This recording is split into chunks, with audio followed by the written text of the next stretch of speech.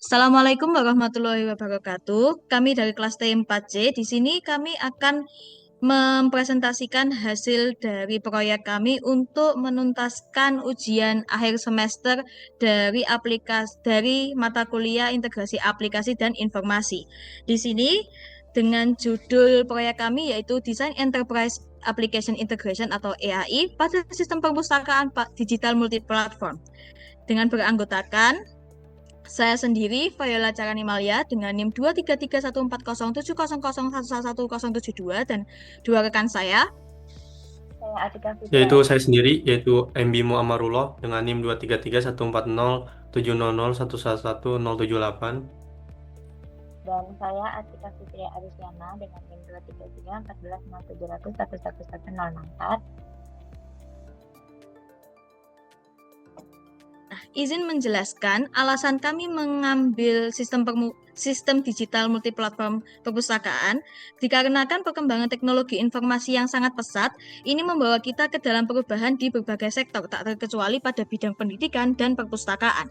Tentu saja layanan perpustakaan tidak bisa hanya mengandalkan sistem tradisional atau manual sehingga sistem perpustakaan membutuhkan integrasi secara digital dengan tujuan untuk mengelola data buku, transaksi peminjaman, dan informasi anggota secara efisien. Selanjutnya akan dilanjutkan oleh rekan saya Bimo. Selanjutnya itu ada masalah yang kita hadapi di sini itu ada seperti sistem-sistem seperti pendaftaran anggota yang bisa mengakibatkan duplikasi dan inkonsistensi data anggota, pengelolaan koleksi yang tidak real time, kurangnya aksesibilitas pada pencarian dan pemesanan buku, dan tidak adanya pengingat otomatis pengembalian buku. Oke, boleh lanjut. Selanjutnya itu ada solusi. Yang pertama itu ada menyediakan akses real time terhadap data buku dan anggota. Yang kedua itu memungkinkan pemesanan dan pelacakan status secara langsung. Dan yang ketiga itu memberikan notifikasi otomatis sebagai pengingat pengembalian. Lanjut. Dan selanjutnya itu ada beberapa fitur di aplikasi yang telah kami buat. Yang pertama itu ada portal pendaftaran anggota dan login anggota itu ada di web 1 dan mobile. Yang kedua itu ada melihat daftar buku dan koleksi itu ada di web 2 dan mobile. Dan yang ketiga itu ada riwayat dan notifikasi pengembalian semua platform. Lanjut. Oke, selanjutnya akan dijelaskan oleh teman saya itu Atika. Baik, terima kasih. Selanjutnya yaitu batasan teknologi. Untuk backend dan database sendiri, di database kita pakai MySQL, kemudian backendnya Laravel dengan REST API, kemudian web frontend dan mobile app. Kita di web pakai HTML, kemudian CSS dan JS, dan di mobile kita pakai Flutter. Autentikasi kita memakai JWT token, dan testing API kita menggunakan Postman. Selanjutnya. Nah, berikut fitur umum yang terintegrasi via REST API. Ada manajemen buku dan anggota, kemudian pencarian buku dan pengecekan ketersediaan, pemesanan buku dan pencatatan transaksi peminjaman, notifikasi pengembalian via push notification, dan sinkronisasi data antar platform secara real time. Berikut merupakan use case dari perpustakaan digital kami. Nah, jadi di sini aktornya ada user dan admin. Untuk user itu bisa melihat buku, melihat daftar kategori, meminjam buku, memesan buku, dan mengelola profil pribadi. Kemudian admin bisa kelola buku, kategori peminjaman, pemesanan, dan mengelola user. Use case-nya adalah awalnya kita akan melakukan login register untuk akses awal. Kemudian user bisa mencari info buku yang tersedia, kemudian bisa meminjam dan memesan buku. Dan juga kalau dari admin itu bisa memiliki akses yang lebih luas, termasuk memantau peminjaman dari user maupun mengelola user. Next. Selanjutnya akan dijelaskan oleh teman saya. Ayolah. Oke, terima kasih Atika. Selanjutnya ini ada kelas diagram yaitu merupakan salah satu susunan database dari web kami itu ada member atau anggota, itu ada ID, nama, email, password, member, underscore ID, role, dan juga created ad. Itu ada transaksi, ada ID, member ID, ID buku, tanggal pinjam, tanggal kembali, status, dan juga ada buku, itu ada ID underscore buku, judul, penulis, penerbit, tahun terbit, kategori, stok. Lanjut. Selanjutnya itu ada sequence diagram. Ini sequence diagram pemesanan buku, itu ada form login. User ini pertama kali login, memasukkan username dan password. Dan ketika username dan passwordnya salah, maka login gagal. Selanjutnya masuk ke dashboard atau halaman utama, itu user dapat mengetik di search bar mencari buku yang ingin dipinjam atau dipesan. Selanjutnya masuk ke dalam halaman daftar buku, itu klik pesan atau klik tambah. Selanjutnya masuk ke dalam database, yaitu sistem validasi stok. Kalau misalkan stoknya kosong kan diberitahu oleh sistem kepada usernya. Setelah itu masuk ke pesanan, itu ada cetak pesanan dan akan mengupdate stok gitu ya di database-nya. Setelah itu ada notifikasi bahwa pesanannya berhasil. Lanjut.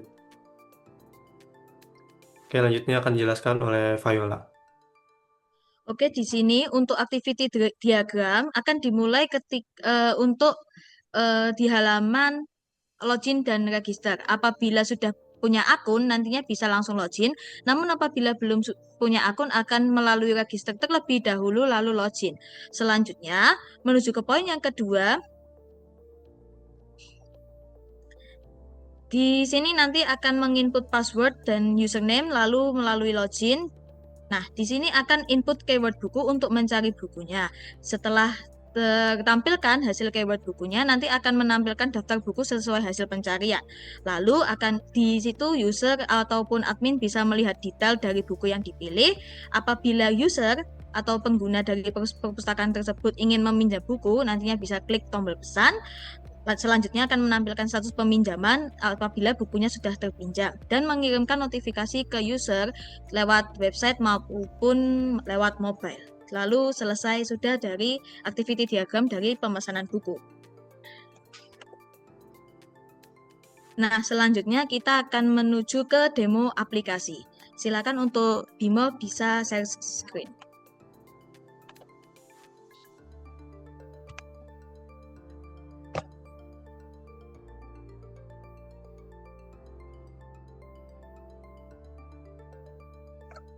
Baik, di sini saya izin menjelaskan dari web pertama untuk admin dan juga user dashboard. Di sini sudah terlihat untuk website dari admin sendiri bisa melihat dari total buku, peminjaman aktif ada berapa, dan juga anggota terdaftarnya. Di bagian bawah ada akses cepat menuju ke manajemen buku untuk mengelola koleksi buku perpustakaan, mengelola peminjaman untuk memantau dan mengelola koleksi peminjaman buku, lalu mengelola pengguna dengan bisa manajemen anggota perpustakaan. Di bawahnya terdapat bisa melakukan aktivitas terbaru seperti buku baru telah ditambahkan beberapa jam yang lalu atau beberapa menit yang lalu sesuai waktunya. Ada peminjam yang baru dari user dan juga anggota baru terdaftar seperti itu contohnya ya. Nah, untuk status sistemnya mungkin bisa ke bawah. Nah, untuk status sistemnya di sini status sistemnya bisa terdeteksi juga secara online, mungkin secara database, server, atau backup. Dan di bawah juga terdapat footer. Lanjut.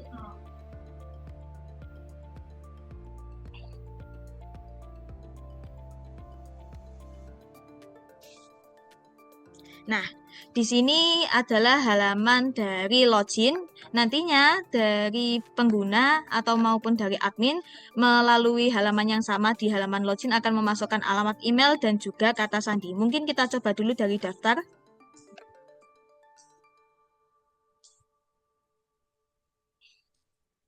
Nah, di sini untuk di bagian halaman daftar, nantinya akan user maupun admin akan memasukkan nama lengkap, alamat email, nomor telepon, dan juga kata sandi dan juga konfirmasi kata sandi. Mungkin bisa dicoba dari Bimo.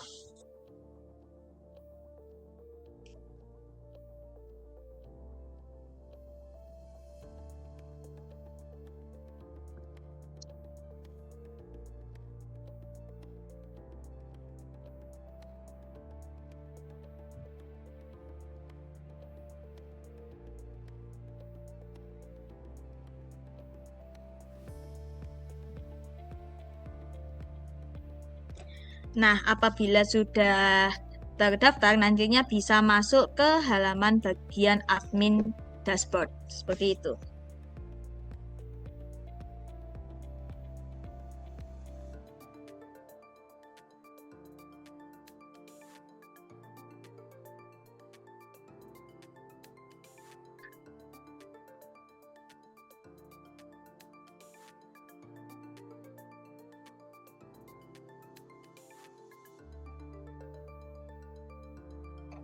Nah, untuk daftar bukunya sendiri, di sini sudah tertampil untuk tersedia ada cover dari judulnya, penulisnya mungkin siapa, kategorinya itu mungkin tipe bukunya, penerbitnya dari mana, publikasi tahun kapan dan tanggal berapa. Juga tersedia stok dan juga aksi yaitu edit dan juga hapus. Untuk stok sendiri di sini semisal dari perpustakaan menyediakan lebih dari satu buku yang bisa dipinjam oleh lebih dari satu user juga, nantinya juga stok ini akan berubah sesuai dengan peminjaman atau pengembalian dari buku.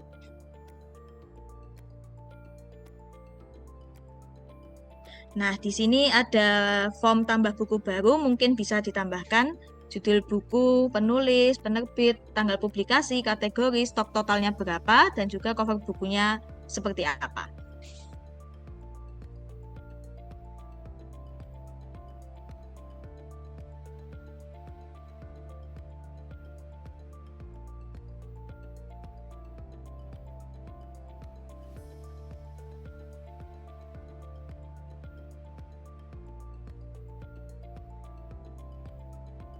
Nah, di sini setelah ditambahkan nantinya akan langsung menambahkan buku terbaru seperti yang sudah ditambahkan tadi.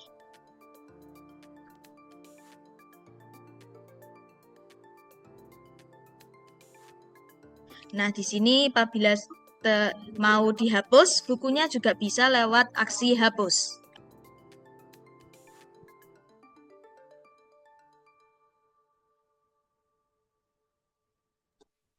Untuk di bagian edit juga hampir sama seperti form tambah buku tadi, kita hanya mengganti atau mengedit apabila ada kesalahan dari daftar buku tersebut.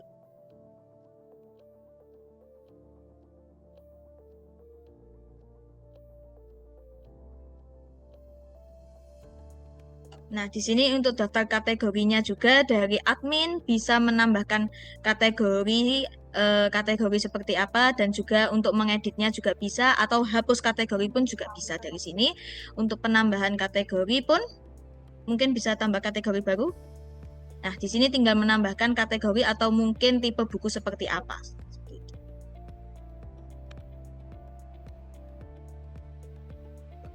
Nah, sudah tertambahkan juga dari kategori dan juga ada notifikasi bahwa sukses untuk kategorinya berhasil untuk ditambahkan. Lalu apabila kita hapus juga sama seperti sebelumnya, nanti akan memunculkan pop-up apabila adanya yang terhapus seperti itu.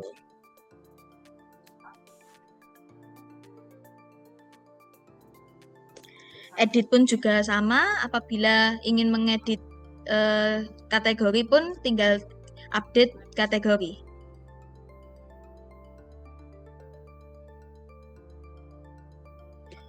Pengguna untuk di daftar pengguna ini sudah tersedia untuk nomor urutan, nama, email, telepon, role-nya sebagai apa dan juga aksinya sama seperti sebelumnya. Di sini kita juga bisa mencari nama dari user ataupun admin.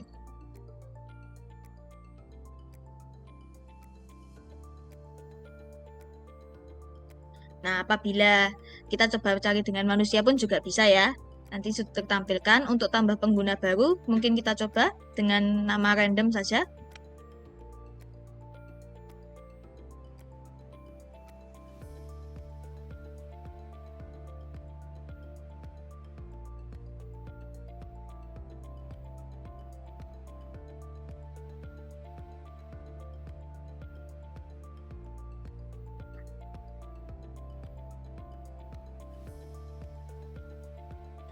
Nah, di sini sudah tertambahkan juga di nama tadi, nama random tadi.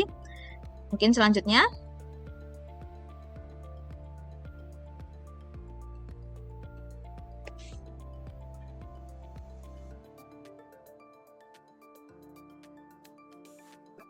Lanjut ke bagian peminjaman.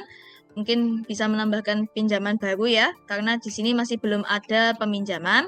Mungkin dari anggota bisa meminjamkan dari siapa?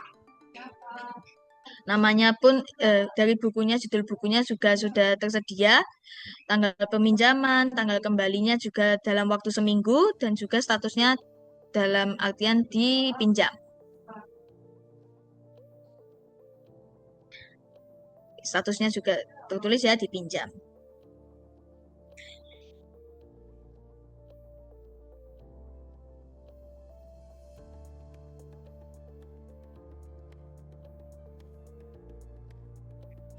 Oke, selanjutnya mungkin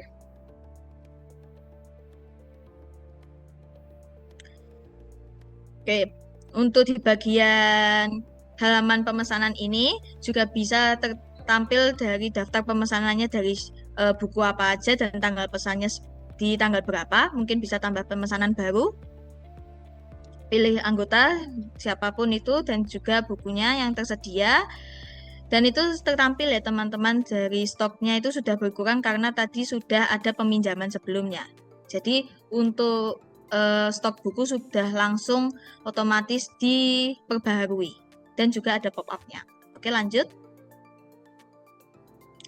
Nah, untuk notifikasi ini dari admin bisa mengirimkan notifikasi secara massal ke semua anggota dengan apapun itu pesannya.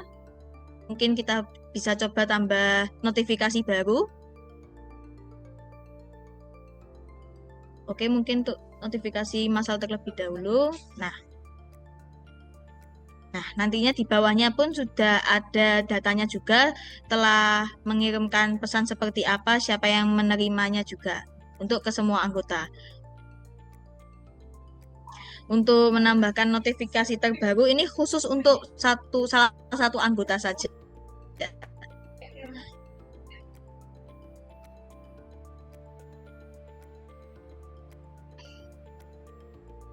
Nah, nantinya di bagian data pun akan tertulis pesan dan juga penerimanya siapa. Oke, kita lanjut ke logout dan selanjutnya bisa dilanjutkan oleh teman saya di bagian web kedua, di bagian web untuk user. Terima kasih. Baik, terima kasih Fayala penjelasan web satunya. Sini saya akan menjelaskan web 2 untuk bagian user. Ini bisa melihat berbagai daftar buku dan koleksi apa saja yang sudah diupload dari sisi admin. Jadi kita bisa scroll ke bawah. Di sini landing page-nya ada layanan unggulan, kemudian ini ada koleksi digital, akses 24/7 dan komunitas aktif. Kita bisa coba jelajahi yang koleksi digital. Nah, jadi di sini adalah koleksi buku-buku apa saja yang sudah ada ditambahkan dari admin. Kita bisa coba lihat detail.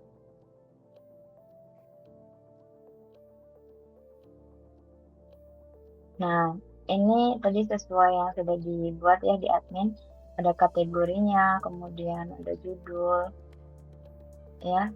Kemudian detailnya di sini ada dari oleh Viola tadi adminnya, kemudian ada stok yang tersedia.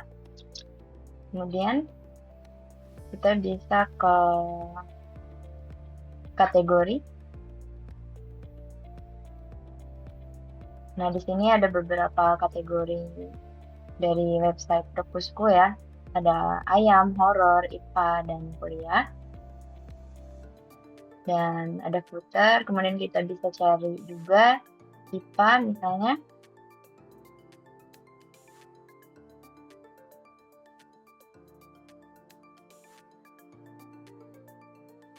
Oke. Selanjutnya, kita bisa lihat di About Us atau tentang kami, jadi tentang perpustakaan, apa saja visi misinya, kemudian apa sih nilai-nilai yang ada di website kami ini. dan cara menghubungi kami. Jadi bisa kirim email maupun kita aksi cepatnya kalau bisa jelajahi koleksi. Nah, sekian dari sisi website 2. Untuk melihat daftar buku, selanjutnya kepada teman saya untuk mobile Bimo. Terima kasih.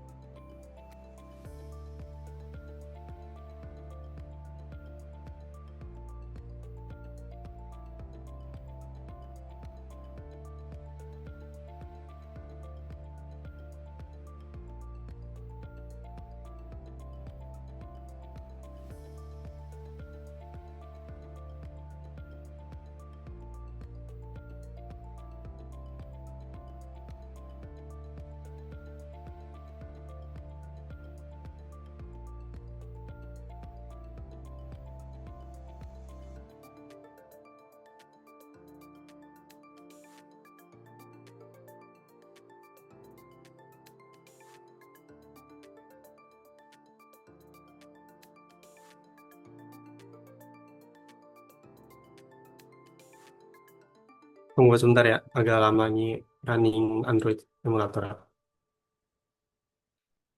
Oke, selanjutnya di sini saya akan menjelaskan mengenai aplikasi mobile dari tugas kelompok kami, yaitu di mana untuk mobile ini kita dapat login baik admin maupun user gitu. Jadi di sini bisa kita lihat di halaman utama itu ada form login, ada register juga. Di sini intinya adalah ketika kita register akun baik di web 1 tadi di super admin ataupun di mobile itu akan masuk ke dalam fitur role sebagai anggota gitu defaultnya. Kenapa tidak admin? Karena hanya hanya admin yang bisa menambahkan admin lainnya seperti itu. Jadi admin itu tidak bisa register baik di web 1 maupun di mobilenya. Nah, sekarang kita berikan contoh ya, kita daftar. Misalkan namanya Superman gitu. Superman 1116@gmail.com. Nah, passwordnya 123456. Ketika kita klik daftar, maka otomatis Superman ini akan menjadi seorang user seperti itu. Maka ketika kita klik 116@gmail.com 123456. Ketika kita klik login, maka halaman yang ditampilkan itu adalah halaman anggota gitu. Maka di sini ada tulisannya di atas itu dashboard anggota. Selamat datang Superman seperti itu. Nah, untuk di mobile sendiri ini fiturnya ada 5 ya. Yang pertama itu ada daftar buku. Di sini apa namanya user atau anggota itu dapat melihat ada buku apa aja sih di dalam perpustakaan kita seperti itu. Nah, tadi kan kita sebelumnya di web 1 itu sudah menambahkan buku dengan judul Hari-Hari Buruk, penulisnya itu Viola gitu kan, dengan stoknya 23 dari 25 stok seperti itu. Nah, maka ketika buku lain ditambahkan maka akan muncul di sini. Itulah kenapa kita tuh menggunakan satu database gitu. Jadi dua web satu mobil kita itu menggunakan satu satu database sehingga jadi semuanya terintegrasi. Selanjutnya itu ada fitur peminjaman buku di mana apa namanya user atau anggota itu dapat minjam buku. Ketika kita klik button di kanan bawah ini, tambah ini, kita bisa memilih kan buku apa aja ini yang kita pinjam. Nah, di sini kan ada judul buku dan juga penulis dengan terangan jumlah stok, itu stok sekarang 23. Di sini kita bisa milih nih tanggal pinjamnya mulai dari kapan, misalkan tanggal 12 sekarang gitu kan. Terus kita juga bebas mengembalikan tanggal berapa aja, misalkan maksimalnya seminggu gitu kan, tanggal 19 atau tanggal 20 kita ubah. Kita klik ajukan peminjaman, maka bisa ada notifikasi peminjaman berhasil diajukan, yaitu eh, di mana di sini yang baris kedua sini itu judul buku itu Hari Buruk, peminjamannya tanggal 12 dan pengembalian tanggal 20 dengan format tahun, bulan, dan juga tanggal seperti itu. Selanjutnya itu di sini juga ada fitur pemesanan. Nah, jadi pemesanan ini dibuat ketika user itu ingin memesan sebuah buku. Ketika klik button lagi, kita bisa membeli buku ini kan stoknya 23 gitu kan. Saya tanggal pesannya tanggal 16 Juni. Kita klik buat pemesanannya. Otomatis akan terdaftar di list pemesanan saya. Lalu bedanya pemesanan dengan peminjaman itu apa? Nah, ketika pemesanan itu kan berarti user itu membeli. Jadi dia tuh tidak perlu membalikan. Jadi dia tidak perlu masukkan tanggal pengembalian. Dia hanya masukkan kapan kita memesannya seperti itu. Dan juga judul buku yang ingin kita pinjam. Selanjutnya itu ada notifikasi. Nah, ini notifikasi yang dikirimkan ke user gitu kan. Jadi misalnya kita klik ini untuk apa namanya, fitur notifikasi ini sebenarnya masih belum optimal gitu ya. Jadi itu masih ngeblast ke semua anggota gitu. Jadi belum anggota khusus gitu. Jadi dan juga tapi di sini ada fitur sudah dibaca atau belum gitu. Jadi ketika ini kan masih biru nih antara biru dengan putih gitu. Jadi ketika kita klik yang biru ini maka terdeteksi bahwa sudah dibaca seperti itu. Udah bisa back dan sini juga ada profil baru, profil saya, maaf. Di sini juga ada email, nama lengkap, nomor telepon, password baru, dan juga konfirmasi password baru. Jadi di sini tuh digunakan ketika kita ingin mengganti password baru dari si user ini, seperti itu. Untuk fitur user atau anggota ini masih terbatas ya, seperti ini saja, dan tampilannya juga masih sangat sederhana, karena memang di mobile itu agak berat ya. Jadi kalau misalkan kita bikin terlalu banyak fitur.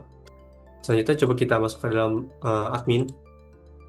1, 2, add new home 1, 1, 5, 6. Ketika kita klik login, maka dia akan masuk ke dashboard admin seperti itu. Nah, di dashboard admin ini lebih banyak ya dan juga lebih lengkap, tapi ada beberapa fitur yang terbatas karena ini mobile gitu. Jadi jarang ya admin menggunakan mobile tuh, biasanya hanya digunakan di web gitu. Di sini ada fitur kelola kategori, yaitu ada IPA, ayam, horor, kuliah, yang baru saja kita tambahkan di web 1 tadi itu ada kuliah. Di sini kita bisa melakukan edit juga, misalkan kuliah, jadi kuliah Universitas Brawijaya. Ini kita klik simpan perubahan, maka berhasil berubah. Maka ketika kita lihat di web 1 maupun di web 2, maka kategori ini tuh bahkan berubah seperti itu.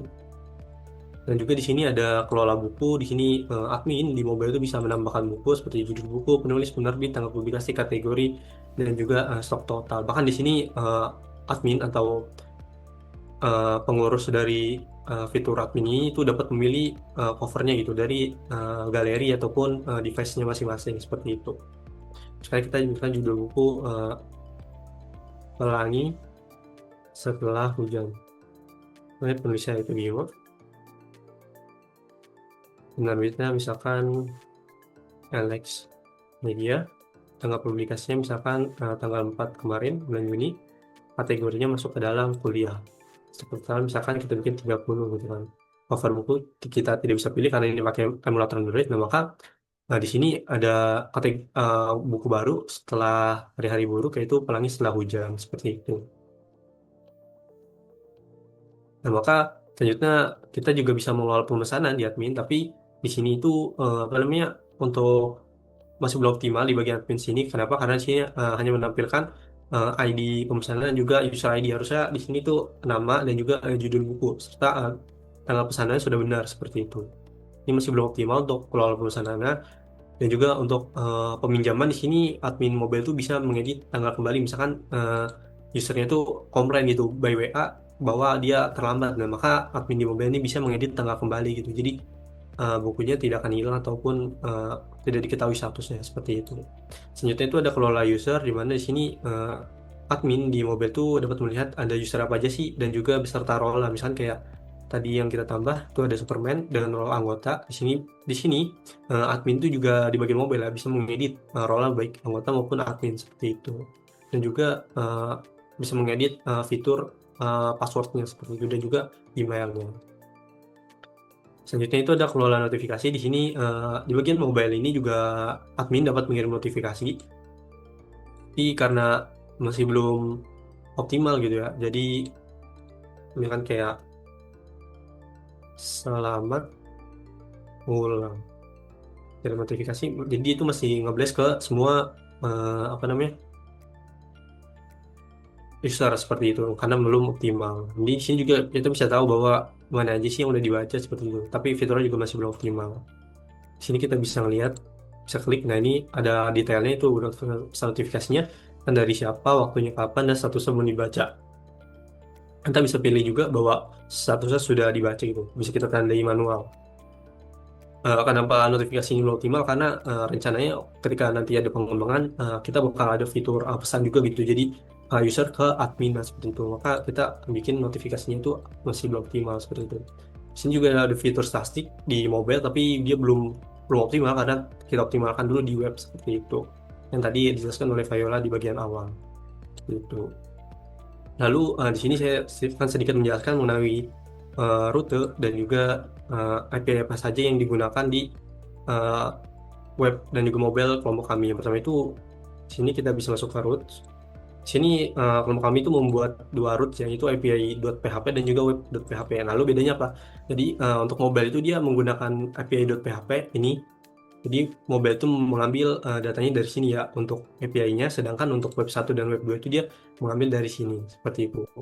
Lalu dikarenakan ada dua root atau dua jalan, maka di sini kita juga membuat sebuah controller gitu ya, yaitu controller untuk web 1, web 1 dan web 2, dan juga untuk mobile gitu. Jadi untuk mobile ini kita default dari Laravel kita ubah, kita sesuaikan dengan fitur mobile ya. Sedangkan untuk web ini kita bikin baru seperti itu. Nah, jadi untuk sistemnya sendiri juga di sini terbagi menjadi dua ya. Jadi untuk mobile itu kita front end-nya menggunakan Flutter, dan juga kalau misalkan webnya itu kita menggunakan Blade.php seperti itu.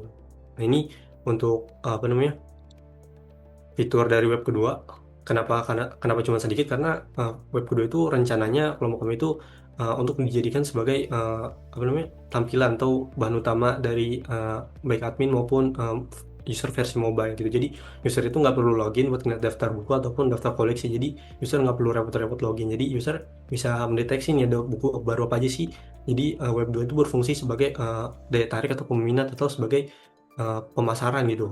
Makanya fiturnya nggak terlalu banyak dibandingkan dengan admin di web dan juga user di mobile seperti itu.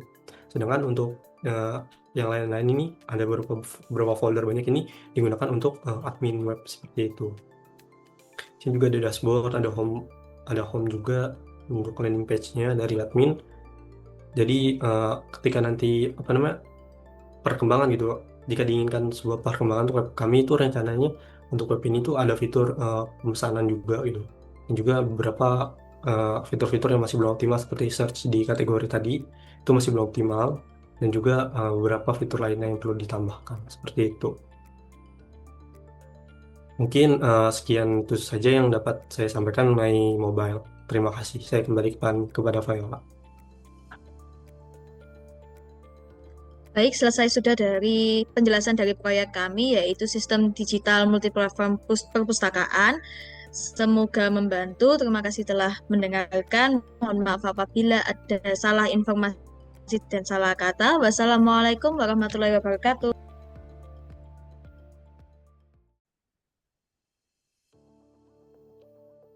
Oke, izin melanjutkan yang pembahasan kemarin. Ini saya lanjutkan videonya karena kemarin sudah terlalu lama, 30 menit.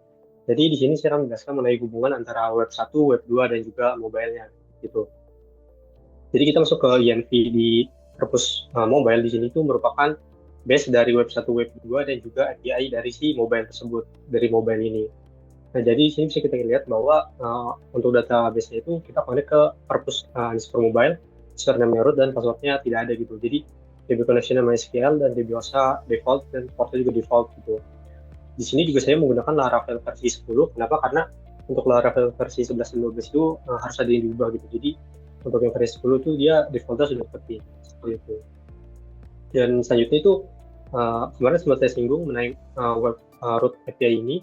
Kenapa ada dua API-nya itu? Karena yang satu yang API.php ini untuk mobile ini, dan yang satu lagi itu untuk web gitu. Jadi kenapa dipisah? Jadi supaya tidak nabrak antara mobile dengan webnya gitu kan. Karena kalau di satu itu fungsinya beda gitu. Jadi untuk mobile ini dia lebih fokus kepada user, sedangkan untuk web 1 itu dia lebih fokus kepada admin gitu. Sedangkan untuk web 2-nya itu dia untuk foreigner atau tamu gitu. Jadi dia nggak perlu login ataupun daftar seperti itu. Jadi dia tetap bisa melihat daftar buku dan juga kategorinya seperti itu. Dan di sini juga karena di sini ada dua API, di sini kita juga bikin dua controller seperti itu. Jadi ada out web controller.php dan juga ada out controller. Nah, bedanya apa? Bedanya untuk yang di folder web ini itu untuk web gitu ya. Jadi untuk web 1 dan web 2, dan sedangkan untuk di out controller PHP, buku controller ini untuk si mobile-nya gitu, untuk API.php-nya seperti itu. Di sini di bagian root-nya juga bisa kita lihat bahwa di bagian bawah ini Untuk web 2 itu sedikit gitu ya. Kenapa sedikit? Karena memang fiturnya sedikit, jadi nggak terlalu banyak. Hanya untuk menampilkan buku dan juga kategori serta tentang kami atau obat seperti itu. Di sini juga ada dashboard untuk web satunya. Jadi ketika user mengakses itu, dia masuk ke dalam dashboardnya maupun adminnya terlebih dahulu seperti itu. Di sini juga ada home. Setelah mencet klik login sini.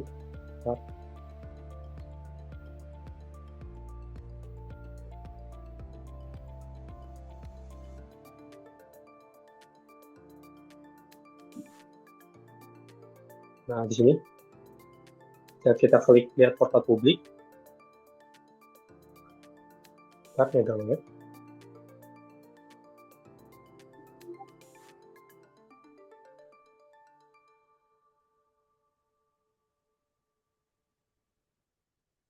Nah, di sini ini kan untuk web 2-nya ya, tampilan web 2-nya. Ini kalau kita klik login admin, dia akan masuk ke dalam, masuk form login lagi.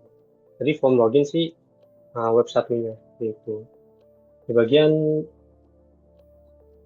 nih, bagian ini, login.php, dia akan langsung masuk ke sini, seperti itu.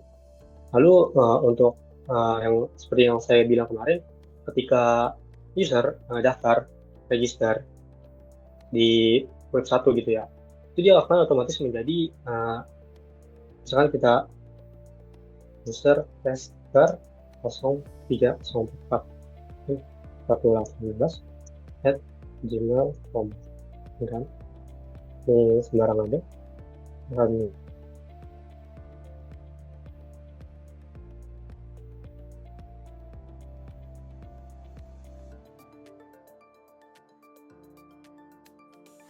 Nah, maka dia akan otomatis masuk ke dalam user gitu. Kenapa nggak admin? Karena hanya admin yang bisa menambahkan admin seperti yang saya bilang, seperti itu. Di sini kita bisa ngeklik buku, kategori pengguna, peminjaman, tapi dia nggak bakal bisa masuk ke dalam fitur CRUD-nya gitu. Kenapa? Karena dia cuma seorang user gitu, bukan seorang admin. Lalu bagaimana dengan di database-nya? Gitu. Kalau kita klik,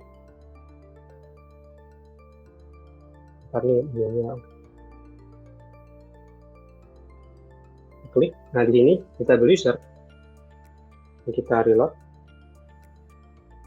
Terus tadi masuk ya, yang 1118@gmail.com.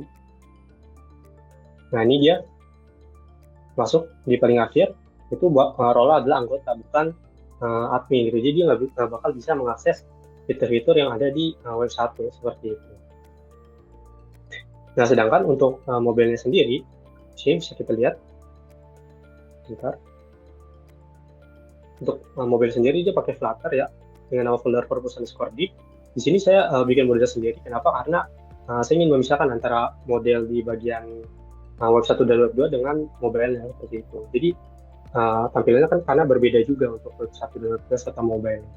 Jadi di sini saya bikin model sendiri, dan juga ada beberapa fitur. Saya ada create, edit, list, yang lain juga ada. Kenapa saya bikin fitur ini? Karena itu merupakan fitur dari admin di mobile-nya seperti itu.